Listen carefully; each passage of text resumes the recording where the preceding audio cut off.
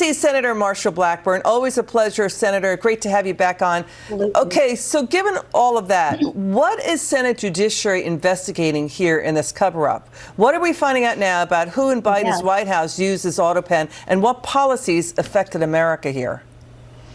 And indeed, those are the questions that we're asking. We're going to have a hearing next week. We are going through the process of hearing from individuals, and I have no doubt we're going to have some whistleblowers that will come forward with information, and probably they will corroborate much of what is being said in the tell-all books that are now beginning to get out there.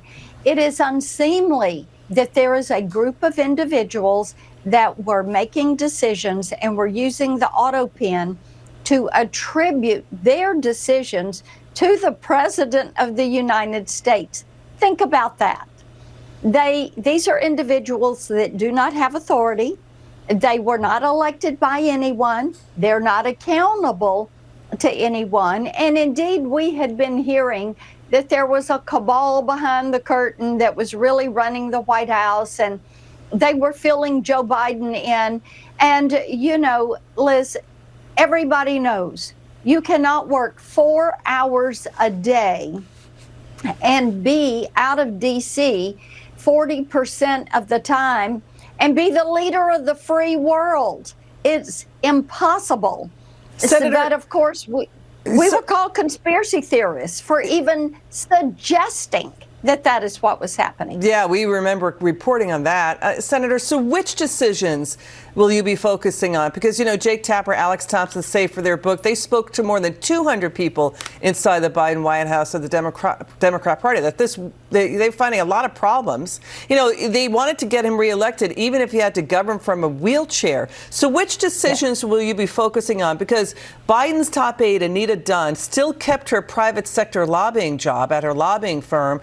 Some of her clients were Micron and Pfizer. Pfizer got a lot of COVID spending money, and Micron got a lot of CHIPS Act spending. But what decisions are you zeroing in on? Yes, we want to look at these pardons and see who actually made these pardons and if these pardons were signed by Joe Biden or if they were signed by the auto pen. We also want to look at the disbursement of funds. And when you hear from some of those that were at the Department of Energy and over at the EPA, and they talk about pushing barrels of gold off the Titanic and into these organizations, how were they executing these contracts and how were they deciding on the organizations? We also want to look at some of the nominees for judges and see if those were actually done by Biden or if those were people that were pushed forward by his team and Biden was unaware of it, because we had many of them that had no judicial experience. They had never clerked for a judge and they had no basis. They were activists going to the bench. Wow, that's really interesting stuff. Senator Marsha Blackburn, always a pleasure to see you again. Thanks for joining us tonight. Really interesting information. Appreciate you so much. Now.